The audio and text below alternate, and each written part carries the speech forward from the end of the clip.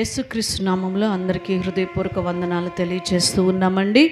ఈరోజు మనము ఈ యొక్క ప్రార్థనలో మనము ఇశ్రాయేల్ రాజుల చరిత్రని మనము ధ్యానిస్తూ ఉన్నామండి. దయచేసి గమనిద్దాం, మరొక్కసారి జ్ఞాపకం చేసుకుందాం. యూదా రాజులు అయిపోయినాయి. ఇశ్రాయేల్ రాజుల యొక్క జీవిత చరిత్రని, వారు జీవించిన విధానాన్ని మనకి అన్వయించుకుంటూ మన జీవితంలో మనం ఎలాగ ఉండకూడదో ఎలా ఉండాలో నేర్చుకుంటూ ఉన్నాం. ఈరోజు మనము నేర్చుకోబోతున్నటువంటి రాజు బయేషా. ఎవరండి? బయేషా. ఇతను నాదాబు తర్వాత ఇశ్రాయేల్ ప్రజలను ఏలుతున్న రాజుగా చూస్తున్నాం. ఈ యొక్క నాదాబు తోటి యెరోబాము వంశము ఆపివేసినట్లుగా దేవుడు చూస్తూ ఉన్నాము. యెరోబాము, నాదాబు వాళ్ళిద్దరు కూడా తండ్రి కుమారుడిగా చూస్తూ ఉన్నాం. నాదాబు తర్వాత దేవుడు అతని కుటుంబాన్ని ఎంచుకోలేదు. ఆ తరువాత ఇది రెండవ కుటుంబంగా మనం చూస్తున్నాం. ఇశ్రాయేల్ ప్రజలను పరిపాలించినటువంటి రెండవ కుటుంబము బయేషా. మొదటి కుటుంబంలో ఇద్దరు పరిపాలన చేశారు. యూదా ప్రజలను మాత్రం పరిపాలన చేసినటువంటి కుటుంబాలు ఎన్ని? ఒకే ఒక కుటుంబం, ఏక కుటుంబం కదా. దావీదు వంశపు వారు మాత్రమే యూదా ప్రజలందరినీ పరిపాలిస్తూ ఒకే కుటుంబం వెళ్ళారు. ఇశ్రాయేల్ ప్రజలు మాత్రము కుటుంబములు మారుతూ ఉంటారని నేను మీకు ముందుగానే చెప్తూ వచ్చాను. దాదాపు 9 కుటుంబాలు, 19 మంది రాజులు ఇశ్రాయేల్ ప్రజలు 9 కుటుంబాలు పరిపాలన చేసిన ఇది రెండవ కుటుంబం. రెండవ కుటుంబంలో మొదటగా పరిపాలన చేస్తున్న వ్యక్తి బయేషా. బయేషా అనగా కోరుకునేవాడు, వ్యర్థము చేసేవాడు అని మనము చూస్తూ ఉన్నాం. ఇతని గురించి మనము చూసుకున్నట్లయితే రాజుల మొదటి గ్రంథము 15వ అధ్యాయము 16వ అధ్యాయాల్లో ఇతని గురించి మనకు కనిపిస్తుంది. అలానే దినవృత్తాంతాల 2వ గ్రంథములో 16వ అధ్యాయంలో కూడా ఇతని గురించి మనకి కనిపిస్తూ ఉంటుంది. ఇతను పరిపాలించినటువంటి కాలము 909 నుంచి 885 వరకు పరిపాలన చేసినట్లుగా మనం చూస్తాము. ఇతను విషయంలోనికి మనం వచ్చినట్లయితే ఇతడు ఇస్సాకారు గోత్రికుడుగా మనం చూస్తూ ఉన్నాము. ఇస్సాకారు గోత్రికుడుగా అంటే గోత్రాన్ని కూడా మారిపోతుంది కదా. ఇస్సాకారు గోత్రికుడు, అహియా కుమారుడు అని రాయబడి ఉంటుంది. రాజుల మొదటి గ్రంథం 15వ అధ్యాయము 27వ వచనాన్ని చదువుకుందాం. ఇస్సాకారు ఇంటి సంబంధుడును అహియా కుమారుడునైన బయేషా అతని మీద కుట్ర చేసెను. నాదాబును ఇజ్రాయేలు వారందరూ ఫిలిష్తీయుల సంబంధమైన గిబ్బెతోనునకు ముట్టడి వేయుచుండగా గిబ్బెతోనులో బయేషా అతన్ని చంపెను. చూడండి, బయేషా కుట్ర వలన నాదాబు చనిపోతాడు అని మనము నిన్నటి దినాన ధ్యానించాం కదా. నాదాబు రాజు గురించి మనము ధ్యానించేటప్పుడు యెరోబాము కుమారుడైన నాదాబును మనము ధ్యానిస్తూ ఉన్నప్పుడు బయేషా కుట్ర వలన అతను చనిపోయినట్లుగా నిన్నటి దినాన మనము ధ్యానించుకున్నాం. ఇతను ఎలాంటి వ్యక్తి అనేది ఒక్క మాటతో మనకి అర్థమైపోతూ ఉన్నది కదా. ఇతడు ఇస్సాకారు గోత్రికుడని అక్కడ రాయబడి ఉన్నది, అహియా కుమారుడని రాయబడి ఉన్నది. అంతేకాదు బయేషా కుట్ర చేసి నాదాబును చంపివేసినట్లుగా కూడా మనము చూస్తూ ఉన్నాము. అసలు ఆ ఒక్క పదంతో ఇతని యొక్క చాప్టర్ మొత్తం మనకి అర్థమైపోయింది అన్నట్టుగానే ఉంటుంది కదా. సరే, ఇతని గురించి మరొక విషయాన్ని మనం చూసుకున్నట్లయితే ఆసారాజు కాలంలో 3వ సంవత్సరములో రాజుగా అధికారంలోకి బయేషా వస్తాడండి. అంటే యూదా రాజు అయినటువంటి ఆసా కాలంలో పరిపాలిస్తున్నటువంటి ఆ సమయంలో, ఆసా పరిపాలిస్తున్న సమయంలో ఇతడు 3వ సంవత్సరంలో రాజుగా అధికారంలోనికి వస్తాడు. అది మనము మొదటి రాజుల్లోనే 15వ అధ్యాయంలో 28వ వచనములో మనం చూస్తూ ఉన్నాం. రాజైన ఆసా ఏలుబడిలో 3వ సంవత్సరం మందు బయేషా అతన్ని చంపి అతనికి మారుగా రాజాయను. ఇతను చూసినట్లయితే రాజైన వెంటనే ఇతను ఏం చేశాడు? రాజైన వెంటనే ఏం చేశాడు? మనము కొంతమంది యూదా రాజ చరిత్రలను మనం చూసుకుంటే కొంతమంది రాజులు రాజ్యము ఎక్కిన సింహాసనం ఎక్కిన వెంటనే బయలు బలిపీఠాలని పడగొట్టటము, విగ్రహాలని పడగొట్టటము, మందిరాన్ని బాగు చేయటము, ఇట్లా కొంతమంది రాజులను చూసాం కదా. ఈ యెరోబామును కూడా రాజైన వెంటనే, ఇశ్రాయేలు ప్రజల్లో రాజైన వెంటనే సింహాసనాన్ని కాపాడుకోవటం కోసం పాపమును ప్రారంభించినట్లుగా, విగ్రహారాధన ప్రారంభించినట్లు యెరోబామును మనం చూస్తాం. దాన్ని కంటిన్యూ చేసినటువంటి నాదాబు తన కుమారుడిని చూసాం. ఇతను కూడా మనం చూసుకున్నట్లయితే రాజైన వెంటనే ఇతను ఏం చేశాడు అంటే, రాజుల మొదటి గ్రంథములోనే 15వ అధ్యాయములో 29వ వచనములో మనం చదువుకుందాం. చూడండి, తాను రాజు కాగానే ఇతడు యెరోబాము సంతతి వారిని అందరినీ హతము చేసెను.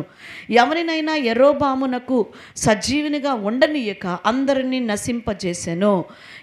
ఏం చేశాడంట? అందరినీ చంపేశాడు. యెరోబాముకు సంబంధించిన అందరినీ, వంశీయులందరినీ కూడా ఏం చేసేసాడంట? చంపేసినట్లుగా మనం చూస్తూ ఉన్నాము. మరి ఇతని గురించి ఇంకా మనం చూసుకుంటే, యాక్చువల్లీ ఇప్పటి వరకు మనం చదువుకున్న విషయాన్ని బట్టి కనుక మనం చూస్తే, ఏది సైన్యముతో కలిసి కుట్ర చేసి నాదాబును చంపటం, ఇవన్నీ కూడా మనం చూసుకున్నట్లయితే, రాజైన తర్వాత యెరోబాము సంతతిని అంతటిని కూడా చంపేటి మీద అంతా చూస్తే, పైన చూసినటువంటి ఆ యొక్క మాటలన్నిటి ప్రకారం మనం చూస్తే కనుక బయెషా చాలా బలవంతుడిగా కనిపిస్తున్నాడు శరీర సంబంధముగా. 2 యుద్ధ నైపుణ్యత కలిగినటువంటి వాడిగా మనం చూడగలుగుతున్నాము. 3 చాలా ధైర్యవంతుడిగా, గుండె ధైర్యం ఎక్కువగా ఉన్నటువంటి వాడిగా మనకు కనిపిస్తూ ఉన్నాడు. మరి దేవుడిచ్చినటువంటి ఈ బలాన్ని, ఈ ధైర్యాన్ని, యుద్ధ నైపుణ్యతను దేవుని కొరకు కాకుండా ఏదో పిచ్చి పిచ్చిగా మరి ఆ సింహాసనము కొరకు కుట్రలు చేస్తూ ఉన్నట్లుగానే మనం చూస్తూ ఉన్నాము కదా. సరే, ఇతని గురించి మనం చూసుకున్నట్లయితే, ఇంకా మనం చదువుకుంటే, బయెషా తన పొరుగు రాజైన సిరియా రాజుతో ఒప్పందం చేసుకున్నాడంటండి. రాజు అయిపోయిన తర్వాత ఇతను ఏం చేశాడు అంటే, మొదటగా శత్రువైన యెరోబాము సంతతి వారందరినీ తీసివేశాడు. తీసివేసిన తర్వాత ఈ రాజ్యము కాకుండా యూదా రాజ్యం మీద అతను కన్ను పడిపోయింది. యూదా రాజ్యం మీద, ఆసా రాజ్యంలో యూదా పరిపాలన చేస్తున్నాడు కదా, ఆసా పరిపాలన చేస్తున్నాడు. ఆ రాజ్యాన్ని ఎలాగైనా సరే రాకపోకలు నిలిపివేసి, కట్టడలు నిలిపివేయాలి అనేటువంటి ఒక కుట్రతోటి ఏం చేస్తాడంటే, దినవృత్తాంతాల 2వ గ్రంథం రండి, ఒక కుట్ర చేస్తాడు ఇతను నిజంగా స్టార్టింగ్ నుంచి నేను ఇతనికి పెట్టుకున్న పేరు కుట్రలు పన్నే రాజు అని పెట్టుకున్నాను. నేనైతే ఇతని పేరు కుట్రలు పన్నేటువంటి రాజు. హెడ్లైన్ కూడా నువ్వు అది పెట్టేసుకోవచ్చు. ఇతని గురించి చెప్పేటప్పుడు కుట్రలు పన్నే రాజు అని కూడా పెట్టుకోవచ్చు. ఎందుకు? స్టార్టింగ్ నాదాబును చంపడానికి కుట్ర చేశాడు కదా. తర్వాత సింహాసనం కాపాడుకోవడానికి యెరోబాము సంతతిని అంతటిని చంపేసి కుట్ర చేశాడు. ఇక్కడ చూస్తే యూదా రాజుని ఆసా పరిపాలిస్తున్న సమయంలో ఆ రాజ్యముకి రాకపోకలు లేకుండా నిలిపివేసి వాళ్ళని నష్టపరిచి దోచుకోవాలని ఒక కుట్ర చేశాడంట. రండి చదువుదాం. దినవృత్తాంతాల 2వ గ్రంథంలో 16వ అధ్యాయంలో మనం చదువుకుందాం. 16వ అధ్యాయము 2-3 వచనాలని చదువుకుందాం. చూడండి, ఆసా యెహోవా మందిరం మందును రాజనగరు నందును ఉన్న బొక్కసములోని వెండి బంగారములను తీసి దమస్కులో నివాసము చేయు సిరియా రాజగు బెన్హదదు నద్దకు దూతల చేత పంపించి, నా తండ్రికిని నీ తండ్రికిని కలిగి ఉన్నట్లు నాకును నీకును సంధి కలిగి ఉన్నది. వెండిని బంగారమును నీకు పంపి ఉన్నాను. ఇజ్రాయేలు రాజైన బయెషా నన్ను విడిచి అవలికి పోవునట్లుగా నీవు అతనితో చేసి ఉన్న సంధిని భంగము చేయమని వర్తమానము చేశాను. ఆ పైన మనం చదువుకున్నట్లయితే, ఆసా ఏలుబడి యందు 36వ సంవత్సరమున ఇశ్రాయేలు రాజైన బయెషా 1వ వచనములో, బయెషా యూదా వారి మీద దండెత్తి బయలుదేరి యూదా రాజైన ఆసా యొద్దకు రాకపోకలు జరగకుండునట్లు రామాను కట్టింపగా. చూడండి, ఇతను ఏం చేశాడంటే చాలా కుయుక్తిగా పక్కనున్న సిరియారాజు సపోర్ట్ తోటి యూదారాజైన ఆసా మీదకి దండెత్తి వచ్చి యూదా మీదకి అక్కడ రాకపోకలు జరగకుండా ఒక ప్రాకారము కట్టాలని ప్లాన్ చేశాడు. ఎందుకు? అది కడితే మరి ఆ యొక్క దేశము మీద దండెత్తి ఆ రాజ్యాన్ని ఆర్థికంగా దెబ్బతీయాలని ఒక కుట్ర చేశాడు. అంటే రాకపోకలు లేకుండా చేస్తే ఏం జరగదు ఆ దేశంలో, ఇక వ్యాపారాలు జరగవు. ఆర్థికంగా ఆ దేశం ఏమైపోతుంది, దెబ్బతింటుంది కదా అండి. అంతే కదా. ఇప్పుడు మన దేశానికి కూడా ఇతర దేశాల నుంచి రాకపోకలు లేకుండా ఆఫ్ చేసేసారనుకోండి. అలా ఆపేస్తే అప్పుడు మనకి ఆ దేశానికి మధ్య ఏమి ఆగిపోతాయి, వ్యాపారాలు లావాదేవీలు ఉంటాయి కదా. మన దేశం నుంచి కొన్ని వెళతాయి, వాళ్ళ దేశం నుంచి మనకి కొన్ని వస్తూ ఉంటాయి. ఇలాంటివన్నీ ఆగిపోయినప్పుడు ఆర్థికంగా మన దేశం కూడా ఏమైపోతుంది, దెబ్బతింటుంది కదా. ఇలాంటి ప్లాన్ వేశాడంట. యూదా రాజ్యములు ఆర్థికంగా దెబ్బతినాలి, వారి రాజ్యాన్ని నాశనం చేయాలి, వారి రాజ్యాన్ని దోచుకోవాలి, వారి యొక్క రాకపోకలు నిలిపివేయాలి, వ్యాపారము వాళ్ళు నష్టపోవాలి అని ఒక ప్లాన్ చేసి పక్కనున్న సిరియా రాజు సపోర్ట్ తోటి అతను ఆ ప్లాన్ చేశాడు. ప్లాన్ చేసి అతని మీదకి వచ్చేసరికి ఈ ఆస ఏం చేశాడు అంటే, వెంటనే అది తెలుసుకొని ఈ సిరియా రాజు దగ్గరికి కొంత సొమ్ము పంపించి, మనం చదివేటప్పుడు ఆసాని ధ్యానించినప్పుడు ఈ టాపిక్ వచ్చింది, మీకు గుర్తుందో లేదో. ఒక పిరికి వాళ్ళలాగా దేవుణ్ణి వదిలిపెట్టి ఆ సిరియా రాజుని ఆశ్రయిస్తాడు కదా. మనము చదువుకున్నాం. బయేషాకి భయపడిపోయి అతను ఏం చేస్తాడంటే సిరియా రాజునికి చాలా డబ్బు పంపించి, బంగారం పంపించేసి అతన్ని సపోర్ట్ అడుగుతాడు. నా తండ్రి కాలంలో, మీ తండ్రి కాలంలో మంచి ఫ్రెండ్షిప్ ఉన్నారు కదా, చక్కగా కుదురున్నారు కదా, ఇప్పుడు బయేషా నా మీదకి వస్తున్నాడు యుద్ధానికి, నువ్వు అతనితో చేరకు, నాకు సపోర్ట్గా నిలబడు, నాకు హెల్ప్ చేయని చెప్పేసని ఈ ఆశ ఏం చేస్తాడంటే అతని సహాయాన్ని అడుగుతాడు. అది 3వ వచనంలో చూసాం. ఆశ డబ్బులు ఇవ్వగా ఈ సిరియా రాజైన బెన్హదదు ఏం చేస్తాడంటే బయేషాతో క్యాన్సిల్ చేసుకుంటాడు ఒప్పందం. ఈ బయేషా రాజుతోటి ఇతను సిరియా రాజు ఏం చేస్తాడు, ఒప్పందం క్యాన్సిల్ చేసుకుంటాడు. ఏది, ఇశ్రాయేలు రాజైన బయేషాతోటి క్యాన్సిల్ చేసేసుకుంటాడు. క్యాన్సిల్ చేసుకొని తన సైన్యాన్ని కూడా బయేషా మీద యుద్ధానికి పంపుతాడు. అంటే ఆసా యొక్క, అంటే యూదారాజు యొక్క హెల్ప్ చేయటానికి ఇష్టపడ్డాడన్నమాట ఈ యొక్క సిరియా రాజు అయినటువంటి బెన్హదదు. ఇష్టపడి ఆసాతో కలిసి తన సైన్యాన్ని కూడా పంపించి ఎవరి మీదకి యుద్ధానికి పంపించాడు, బయేషా మీదకి పంపించేశాడు. అంటే ఏదో సామెత ఉంటుంది, ఎవరు తీసిన గోతిలో వాళ్ళే పడతారని కదా. ఇతను సపోర్ట్ తోటి ఆసా మీద, యూదారాజు మీదకి యుద్ధానికి, వాళ్ళు దేవుని బిడ్డలు, వాళ్ళు సహోదరులు అవుతారు కదండి. ఎంత గోత్రాలు విడిపోతే మాత్రము బంధం పోతుందా అండి? అక్క చెల్లెలేగా, అన్నదమ్ములేగా. నువ్వు ఎక్కడో దూరంగా ఉండొచ్చు పడకుండా, లేకపోతే అదే ఏదైనా సంథింగ్ మనస్పర్ధలు వచ్చేసి ఎక్కడో ఉండుండొచ్చు. అంత మాత్రాన తోడబుట్టిన వాళ్ళు కాకుండా పోరుగా. ఎంతైనా తోడబుట్టినోళ్ళవే కదా వాళ్ళు. మరి ఇశ్రాయేల్ 12 గోత్రాలంటే తోడబుట్టిన వాళ్ళే కదా. ఏదో 10 గోత్రాలు పక్కకెళ్ళి బ్రతుకుతున్నారు, 2 గోత్రాలు ఇంకో చోట బ్రతుకుతున్నాయి. ఇతను చూడండి, తోటి సహోదరుడి మీదే, ఆ రాజ్యం మీదే పన్నాగాలు పన్నటం, కుట్రలు చేయటం ఎంత దారుణంగా చేస్తూ ఉన్నాడు కదా ఈ బయేషా. చాలామంది అంతే, మరి ఎన్నో కుట్రలు పన్నుతూ ఉంటారు. వీళ్ళు చక్కగా దేవుడు ఆశీర్వదించినప్పుడు ఆ ఆశీర్వాదాన్ని కాపాడుకుంటూ బ్రతుకుతూ ఉంటే సరిపోయిద్ది కదా. ఇప్పుడు సరే, బయేషా ఏదో చేశాడు, నాదాబుని సింహాసనాన్ని తీసుకున్నాడు. మరి చక్కగా కూర్చోవచ్చు కదా, ఆ సింహాసనాన్ని ప్రజల్ని కాపాడుకోవచ్చు. తన మీదకి ఎవరైనా శత్రురాజ్యం వస్తుంటే యుద్ధానికి వెళ్ళొచ్చు, బాగుంటుంది. కానీ చూడండి, దేవుని బిడ్డలైనటువంటి యూదా రాజ్యం మీదకి, తన తోటి సహోదరుల మీదకి యుద్ధానికి వెళ్ళిపోతున్నారు. చాలామంది ఇలానే ఉంటూ ఉంటారు, స్వార్థపరులు. కుట్రలు పన్నటంలో వాళ్ళకి మించిన వాళ్ళు ఇంకెవరు ఉండరు అన్నమాట. భలే కుట్రలు పన్నుతూ ఉంటారు. ఇక్కడ భయంకరమైనటువంటి కుట్ర స్వభావం. పైకేమో భలే ఉంటారు, అంతరంగంలో కొంతమంది జీవితంలో కుట్ర ప్లాన్ చేస్తూ ఉంటుంటారన్నమాట. స్నేహాన్ని చెడగొడదాము, వాళ్ళ ఫ్రెండ్షిప్ని చెడగొడదాము, భార్యాభర్తల్ని చెడగొడదాము, తల్లిదండ్రుల మధ్య చిచ్చు పెడదాము, బిడ్డల మధ్య చిచ్చు పెడదాము. ఇట్లాంటి కుట్రలు పన్నుతూ ఉంటారు. సంతోషంగా కుటుంబాలు ఉంటే కొంతమంది వారవలేరన్నమాట. అయితే ఎప్పుడైతే ఈ ఆశ ఈ సిరియా రాజైన బెన్హదదు యొక్క సపోర్ట్ని అడిగాడో, వెంటనే ఈ సపోర్ట్ అతనికి వచ్చి అతని మీద యుద్ధంకి వెళ్ళేసరికి ఏం జరిగింది, 16వ అధ్యాయము 5-6 వచనాలని చదువుకుందాం. దినవృత్తాంతాల గ్రంథం 16వ అధ్యాయము 5-6 వచనాలు. బయేషా అది విని రామాను ప్రాకారములతో కట్టించుట మానివేసి తాను చేయుచున్న పని చాలించెను. అప్పుడు రాజైన ఆస యూదావారినందరినీ సమకూర్చెను. వీరు పోయి బయేషా కట్టించుచుండిన రామా పట్టణపు రాళ్లను దూలములను తీసుకొని వచ్చిరి. వాటితో ఆస గెబాను మిస్పాను ప్రాకారపురములుగా కట్టించెను. అంతే.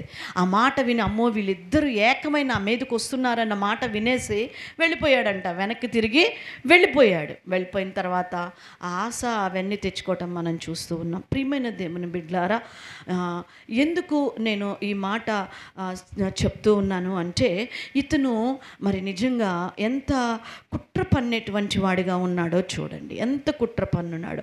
తన కుట్ర తన మీదకే వ్యతిరేకముగా వచ్చినట్లుగా మనం చూస్తూ ఉన్నాము.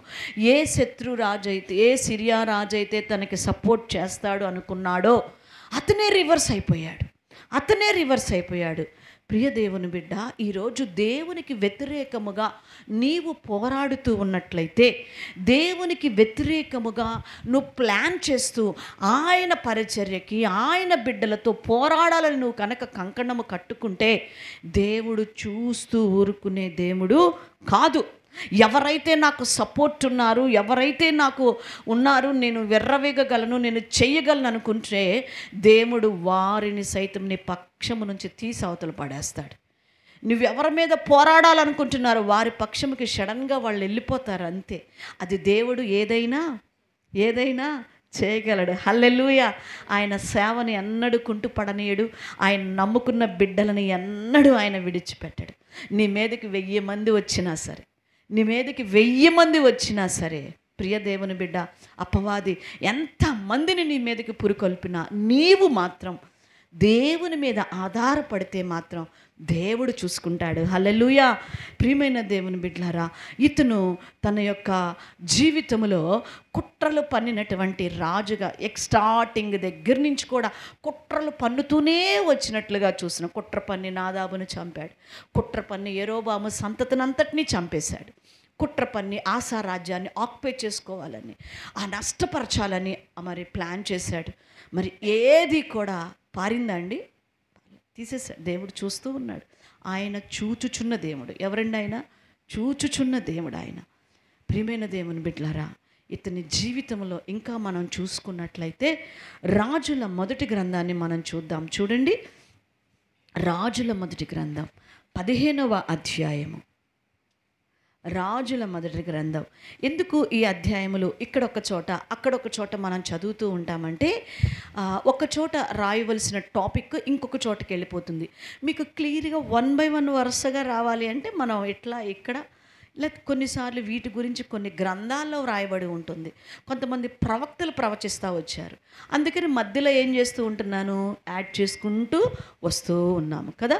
సో ఇక్కడ మనం చూసుకున్నట్లయితే రాజుల మొదటి గ్రంథము 15వ అధ్యాయంలో 34వ వచనాన్ని చదువుకుందాము. చూడండి, ఇతడు యెహోవా దృష్టికి కీడు చేసి యెరోబాము దేని చేత ఇశ్రాయేలు వారు పాపము చేయుటకు కారకుడాయనో దానిని అంతటినీ అనుసరించి, ఏముందండి ఈయన బ్రతుకులు ఏం మార్చుకున్నాడు?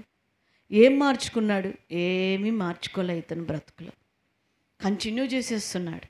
ఎవరిలాగా? యెహోవా దృష్టికి కీడు చేయటం ప్రారంభించాడు.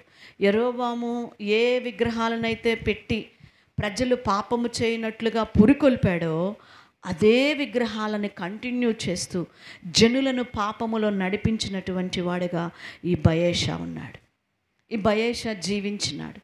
ఎక్కడుంది మన జీవితములలో మార్పు? ఎక్కడుంటుంది మన జీవితంలో మార్పు? ఇంతమంది రాజుల చరిత్రని మనం వింటున్నాం కదా, ఇంతమంది చరిత్రని మనం వింటూ వస్తున్నాం కదా. దాదాపు మనము దగ్గరగా ఒక ఎంతమందిని రాజులను ధ్యానించి ఉంటాము ఈ రోజుకి? మనము ఒక 28, 27, 26 రాజుల్ని 26 రాజుల్ని ధ్యానిస్తూ వచ్చాం కదా. 26 రాజుల్ని మనము ధ్యానిస్తూ ఉన్నప్పుడు మరి నీ జీవితంలో, నీ బ్రతుకులో ఏం మార్చుకున్నావు? వింటున్న కొద్దీ ఏమనిపిస్తుందంటే, ఈయన కూడా యెహోవా దృష్టికి కీడు చేశాడా, ఈయన కూడా అంతే నడిచాడా, ఈయన కూడా అదే పాపం చేశాడా, అబ్బా మళ్ళీ అదే మెసేజ్ తినా, అదే జీవితమా అని మనకు అనిపిస్తుంది. 26 రోజుల నుంచి వింటున్నాం. ఏం మార్చుకున్నాం మనం? అదే జీవితం కొనసాగిస్తున్నావా లేక మార్చుకున్నామా? మార్పు ఏదైనా వచ్చిందా? దేవుడు ప్రశ్నిస్తున్నాడు ఈరోజు మనల్ని. అదే కంటిన్యూ చేస్తున్నావా? మార్పు వచ్చిందా? విని వెళ్ళిపోతున్నావా? ఏదో కాసేపు 7:30 to 8:15 అట్లా చెప్పేసేసుకుంటున్నది అక్క, అయిపోతుందిలే కాసేపు. ఏదో కప్ప కథ చెప్తా కదా, కప్ప స్టార్టింగ్ కొత్త కప్ప బట్టలు ఉతుకుతుండంటే చాకులవాడు ఏం చేసింది? భయపడిపోయింది. బాబోయ్ ఈ సౌండ్లు ఏంది బాబోయ్, తట్టుకోలేకపోతున్నాననింది కొత్తగా వచ్చిన కప్ప. పక్కనున్న ఫ్రెండ్స్ అంటున్నారు, బంధువులు అంటున్నారు, డోంట్ వరీ కాసేపే అలవాటైపోయింది, కొంచెం సేపే అలవాటైపోయింది. 2 రోజులు 3 రోజులు అలా ఉంటుంది అంతే. 4వ రోజుకి ఆయన పాటికి ఆయన 1 గంటే బాధ వెళ్ళిపోతాడు. ఎంతసేపు? 1 గంట. ఆ చాకుల వాడు 1 గంట బాధ వెళ్తాడు. ఆ తర్వాత అంతా మన ఇష్టం వచ్చినట్టు ఉండొచ్చు. ఇక మనల్ని డిస్టర్బ్ చేసేవాళ్ళు ఉండరు. కొంచెం ఓర్చుకో అనగానే కొత్తగా వచ్చిన కప్ప 2 రోజులు 3 రోజులు 4 రోజులు అదిరెదిరి పడిందంట ఆ సౌండ్కి. 5వ రోజు 6వ రోజుకి ఏమైపోయిందంట? అలవాటు పడిపోయింది. ఉతుక్క నాకు అలవాటు అయిందిలే, బాధకో చెప్పుకో అలవాటు పడిపోతుంది. 26 రోజుల నుంచి అంటున్నాం రాజుల చరిత్ర. ఏమి నేర్చుకున్నావు? అదే కంటిన్యూ చేస్తున్నావా? నీ జీవితము క్రీస్తు వలె మారిందా? దేవుడు ప్రశ్నిస్తున్నాడు. పరిశుద్ధముగా జీవించటం అంటే ప్రభు వలె బ్రతకటం. పరిశుద్ధంగా జీవించటం అంటే ప్రభు వలె బ్రతకటం. నీ బ్రతుకు ప్రభువులాగుందా? నీ తిండి, నీ నడక, నీ మాట, నీ చూపు, నువ్వు కూర్చుండుట, నువ్వు లేచుట, నువ్వు పని చేయుట, నువ్వు మాట్లాడుట ప్రభువులాగా ఉన్నామా? మారిందా మన బ్రతుకు? ఇక్కడ మాత్రం చెప్పుకో. గంట అయిపోయింది, బయట అయిపోయినాక ఏమైపోతున్నావు? యథా రాజా తదా ప్రజ. అంతే. ప్రియ సంగమా, ఈ రాజులను ఎందుకు నేర్పిస్తున్నాడో, దేవుడు ఎందుకు మాట్లాడుతున్నాడో అర్థం చేసుకోనండి. కడవరి దినాలలో నీవు సిద్ధపాటు కోసం ఇంతమందిని నేను ప్రేమిస్తే, ఇంతమందిని నిలబెడితే, ఇంతమంది రాజుల్లో ఎంతమంది దేవునికి ఇష్టంగా బ్రతికారు వేళతో లెక్క పెట్టుకోవచ్చు. మిగతా వాళ్ళంతా యథా రాజా తదా ప్రజ. రేపు దేవుడు నిన్ను కూడా లెక్క పెట్టుకుంటాడు, మనల్ని.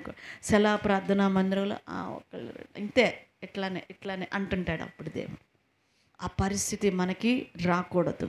హల్లెలూయా. మనందరం ఎత్తబడే గుంపులో ఉండాలంటే దినదినము మన జీవితమును, బ్రతుకును, వాక్యమును అన్వయించుకుంటూ ఏమవుదాము? లోబడదాం. ఈరోజు ఏం మాట్లాడుతున్నాడు? కుట్ర గురించి మాట్లాడుతున్నాడు. విడిచిపెట్టామా కుట్రలు మన జీవితంలో? ఇంకా కుట్రతో కూడిన మనసు ఉన్నదా? కుట్రలు ఎప్పుడు చూసినా ఆ మాట కూడా ఒక కుట్రతో వస్తుంటుంది చాలామంది జీవితాల్లో. వద్దు, మనకి ఏ కుట్రలు వద్దండి. ఎందుకండి కుట్రలు మనం పన్నేది? నీకు చక్కగా పని చేసుకోవడానికి దేవుడు ఆరోగ్యం ఇస్తున్నాడు, పని చేసుకో. తినటానికి శక్తి ఇస్తున్నాడు, తిను. చక్కగా ప్రార్థన చేసుకో, దేవుని సువార్త చెప్పు, సంతోషంగా బ్రతుకు. వాళ్ళు బాగున్నారా? దేవునికి స్తోత్రం. నీకు కూడా ఒకరోజు ఒక టైం వస్తుంది, ఒక జీవితం ఇస్తాడు దేవుడు. ఎందుకు మనం కుట్రల వల్ల మనం ఏమీ చేయలేము. అయితే ఇతను జనులు పాపము చేయుటకు కూడా ప్రేరేపించాడంట బయెషా. అది తెలిసినటువంటి యోహు అనేటువంటి ప్రవక్త ద్వారా దేవుడు అతనిని హెచ్చరించాడంటారండి. రాజుల మొదటి గ్రంథం 16వ అధ్యాయము 1వ వచనాన్ని చదువుకుందాం. యెహోవా వాక్కు హనానీ కుమారుడైన యెహూకు ప్రత్యక్షమై బయెషాను గూర్చి ఇలాగూ సెలవిచ్చెను, నేను నిన్ను మంటిలో నుండి తీసి హెచ్చింపజేసి ఇశ్రాయేలు వారను నా జనుల మీద నిన్ను అధికారిగా చేసి తిని, అయినను యెరోబాము ప్రవర్తించిన ప్రకారముగా నీవు ప్రవర్తించుచు ఇశ్రాయేలు వారగు నా జనులు పాపము చేయుటకు కారకుడువై వారి పాపముల చేత నాకు కోపము పుట్టించి ఉన్నావు. దేవునికి కూడా ఏమొచ్చేసిందంటండి? కోపం పుట్టించేసావు. కాబట్టి బయెషా సంతతి వారిని అతని కుటుంబీకులను నేను సమూల ధ్వంసము చేసి నెబాతు కుమారుడైన యెరోబాము సంతతి వారికి నేను చేసినట్టు నీ సంతతి వారికి నీ చేయబోవుచున్నాను. పట్టణమందు చనిపోవు బయెషా సంబంధికులను కుక్కలు తినును, బీడు భూములలో చనిపోవు వాని సంబంధికులను ఆకాశ పక్షులు తినును అనెను. చూడండి, ఇతనికి కూడా అదే శాపము వర్తిస్తటాన్ని చూస్తున్నాం కదా. యెరోబాముకు కూడా అదే కదా అహీయ ప్రవక్త చెప్పింది శాపము. అదే శాపం ఇతనికి కూడా వచ్చేసేసింది. యెరోబాము పొందిన శాపమే ఈ బయెషాకు కూడా వచ్చేసినట్లుగా చూస్తూ ఉన్నాం. ప్రియమైన దేవుని బిడ్డలారా, భక్తి లేని వాడిగా బయెషా మరణించాడంటండి. అక్కడ చదువుకున్నాం. అతన్ని పూడ్చిపెట్టేసి అయిపోయింది జీవితం. భక్తి లేని వాడిగా మార్చుకోవాలి. అసలు దేవుడు చూడండి ఎలా మాట్లాడుతున్నాడో. మట్టిలో ఉన్న నిన్ను నేను తీసి ఏం చేశాను, సింహాసనం ఎక్కించాను అంటున్నాడు. మట్టిలో నుంచి తీసి సింహాసనం ఎక్కించాడంట. ఎంత ప్రేమ కలిగిన దేవుడు అండి. ఈరోజు కొన్నిసార్లు యూట్యూబుల్లో చూస్తే కొన్ని కంట్రీస్లో చిన్న చిన్న పిల్లలండి, మన లేకనంత చిన్న చిన్న పిల్లలు తిండి లేక ఆ మట్టిని నున్నటి ఆ మట్టిని తీసుకొని ఏదో ఎండబెట్టేసి ఆ మట్టి తింటూ ఉన్నారు. అసలు నిజంగా ఆ పసిబిడ్డలు ఆ మట్టి తింటూ ఉంటుంటే ఎంత బాధేసిందో. మనకెంత కృపిచ్చాడు కదా దేవుడు. ఈరోజు ఏంది ఎక్కువ రావదా ఇది అనగదు అంటూ ఉంటాం మనం. ఎంత కృప చూపాడు. యెహోవా దేవుడు కాగలిగిన జనులు ధన్యులు అన్నాడు దేవుడు. ఈరోజు మనల్ని ధన్యులుగా దేవుడు చేశాడండి. అది చాలదా మన జీవితంలో? అది చాలదా మన బ్రతుకుల్లో? ప్రియ సంగమా, దేవుడు నిన్నెంత ప్రేమించాడో నీకు అర్థమవుతుందా? నీ బ్రతుకు కుక్కలు చింపిన విస్తరైపోవలసినది. నీ బ్రతుకుకి ఒక అర్థము లేకుండా పోవలసిన ఆ బ్రతుకుకి దేవుడు ఆ మట్టిలో నుంచి, ఆ పాపములో నుంచి నిన్ను లేపి నిలవబెట్టి తన రక్తముతో కడిగి శుద్ధి చేసి ఆయన బిడ్డవు అనే ముద్రను నీకు ఇచ్చాడు. అయితే నువ్వెలా జీవిస్తున్నావు, దాన్ని ఎలా కాపాడుకుంటున్నావు, ఆ కృపని పరిశీలించుకో. బయెషా కుట్రలు చేసి కుట్రతోనే మరణించాడు. కానీ సేవకుడు హెచ్చరించినా ఏమాత్రము కూడా ఏమవ్వలేదంట, లోబడలేదు, పశ్చాత్తాపడలేదు. ప్రియ సంగమా, ఈరోజు నువ్వు ఎలాగ ఉన్నావు? నీ జీవితం ఎలాగ ఉన్నది? బయెషా చనిపోయినట్లుగా మనం చూస్తూ ఉన్నాం. ఈరోజు నీ ఆత్మీయ జీవితం ఎలాగున్నదో ఒక్కసారి నిన్ను నువ్వు పరిశీలన చేసుకో. బయెషాలాగా మంటి పురుగువైన మనల్ని దేవుడు ఎంచుకొని లేవనెత్తి నిలవబెడితే ఆయన ఇచ్చిన పరిచర్యను, ఆయన ఇచ్చిన కృపను, ఆయన ఇచ్చిన కుటుంబాన్ని, ఆయన ఇచ్చిన ఆశీర్వాదములను వ్యర్థము చేసుకుంటూ మనం బ్రతుకుతూ ఉన్నామేమో. ఆయన ఇచ్చిన తలాంతల్ని పూడ్చిపెడుతూ ఉన్నామేమో. ఇష్టం వచ్చినట్లుగా వాడుకుంటూ, నచ్చినప్పుడు వాడుకుంటూ, నచ్చినప్పుడు పూడ్చిపెడుతూ, మనిషి దగ్గర ఒక రకంగా, ఫంక్షన్ల దగ్గర మరొక రకంగా, మందిరములో మరొక రకంగా, ఇంకొక చోట ఇంకొక రకంగా, ఒక వ్యక్తితో మాట్లాడేటప్పుడు ఒక రూపము నీ జీవితంలో కనపడుతుంది, మరొక వ్యక్తితో మాట్లాడుతున్నప్పుడు మరొక రూపం నువ్వు ఎత్తుతూ ఉన్నావండి. ఈరోజు ఎన్ని అవతారాలు నువ్వు ఎత్తుతున్నావో తెలుసా? మనిషి దగ్గర ఒక అవతారం నువ్వెత్తుతున్నావు, ఒక క్రైస్తవ బిడ్డవుగా. ఈరోజు క్రైస్తవునిగా నువ్వు అసలు కనపడలేకపోతున్నావు అంటున్నాడు దేవుడు. ప్రియ సంగమ, ఈరోజు మనం ఎలాగున్నామో పరిశీలన చేసుకుంటూ ప్రార్థన చేద్దాం. ఆ దేశ క్షేమము కొరకు పాటుపడవలసిన బయెషా ఆ దేశాన్ని కాపాడుకోలేకపోయాడు, ఆ ప్రజలను కాపాడుకోలేకపోయాడు. ఈరోజు దేవుడు నిన్ను ప్రేమించి ఈ దేశంలో పెట్టాడు. ఈ దేశం కొరకు నువ్వేం చేస్తున్నావు? ఏం ప్రార్థన చేస్తున్నావు? ఎంతమంది నువ్వు రక్షించావు? ఎంతమంది నువ్వు నడిపించావు? పరిశీలన చేసుకో. ఈరోజు ప్రార్థన చేసుకుందాం. మోకరించండి, ప్రభు పాదాలు పట్టుకుందాం. బయెషాలాగా కుట్రలు చేసే మనస్తత్వం ప్రభా, అయ్యో ఎవరు తీసిన గొత్తులో వారు పడతారని చెప్పావు నాయన. ఎవరి కుట్ర వాళ్ళని నాశనం చేస్తుంది. హామాను కూడా ఎస్తేరు గ్రంథంలో మర్దుకై మీద, దేవుని బిడ్డ మీద కుట్ర చేసి ఆ కుట్రలో, ఆ గోతులో హామానే పడిపోయాడు నా ప్రభా. అలానే ఈ బయెషా కూడా జీవితం అయిపోయింది. మా బ్రతుకులు అలా కాకూడదు ప్రభా అని ప్రార్థన చేసుకో. దేవుడు దీవించునుగా.